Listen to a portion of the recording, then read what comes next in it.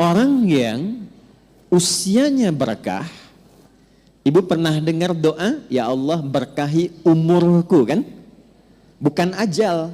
Ajal dengan umur itu beda. Apa artinya ajal? Ya.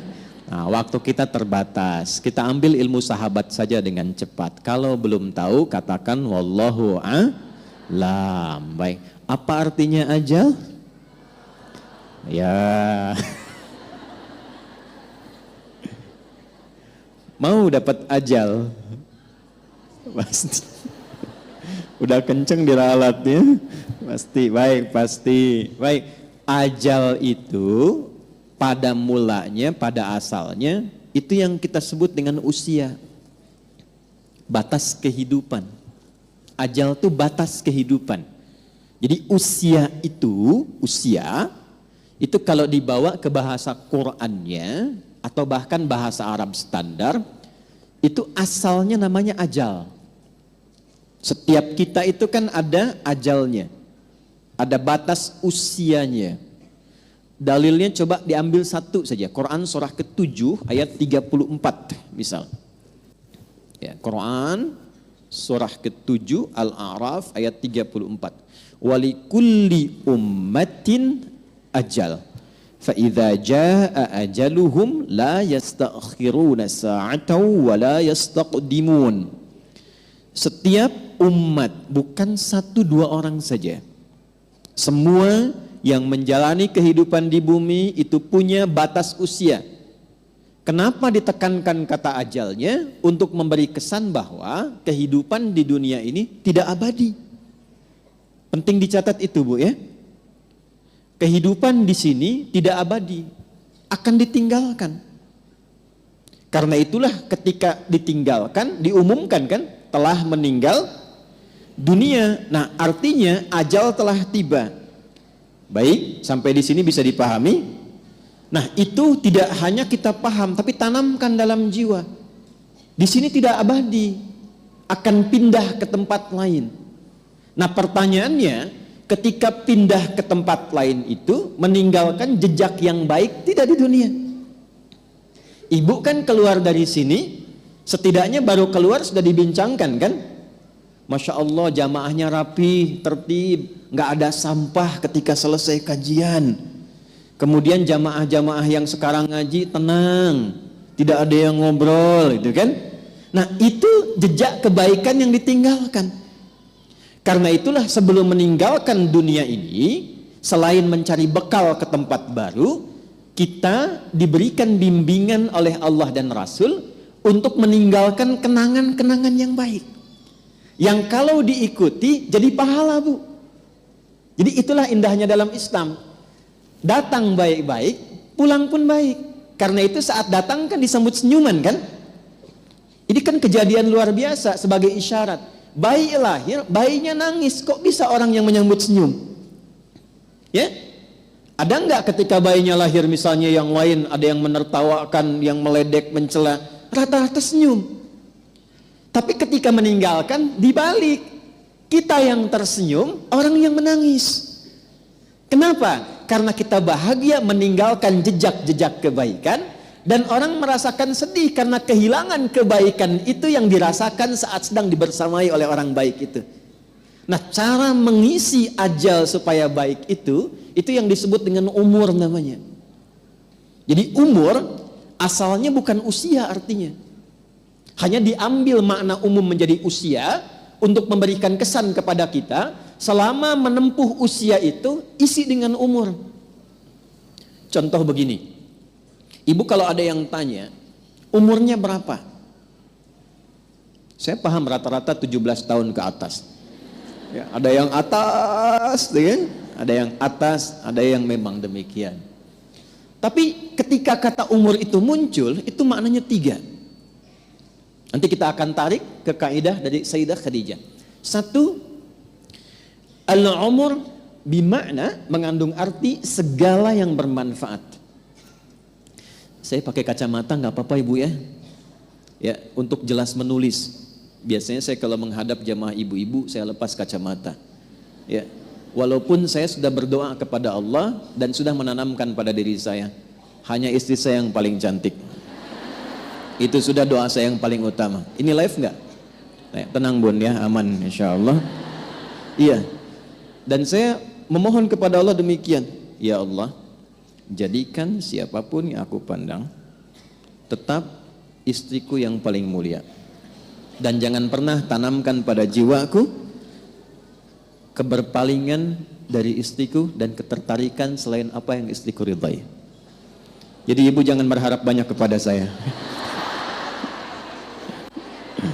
Ya.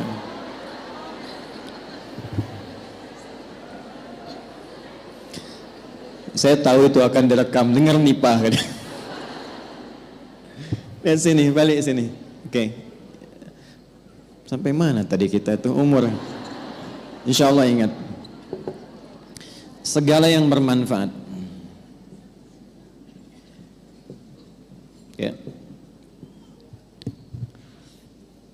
Baik. Ini saya buka kaidah umumnya dulu untuk menunjukkan kesan di akhir nanti betapa Sayyidah Khadijah memahami ini. Lalu kita tarik kemudian praktek dalam kehidupan beliau, poinnya apa? Itu yang kita simpulkan nanti dan dibawa pulang. Singkatnya, selama hidup, kalau ingin dikenang, punya nilai kebaikan bahkan sampai masuk ke alam kuburnya, tapi nama dan kisahnya tetap harum, maka buatlah dan rencanakan semua aktivitas yang punya nilai manfaat. Melihatlah dengan yang baik saja. Bila yang dilihat tidak bermanfaat, tak harus dilihat. Berbicara yang mengandung manfaat. Bila yang akan disampaikan sekiranya tidak bermanfaat, bahkan cenderung menyakiti, maka abaikan. Sampai ke ujung kaki.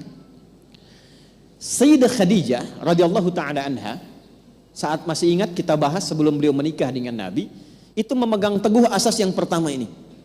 Tidak pernah bicara kecuali yang bermanfaat.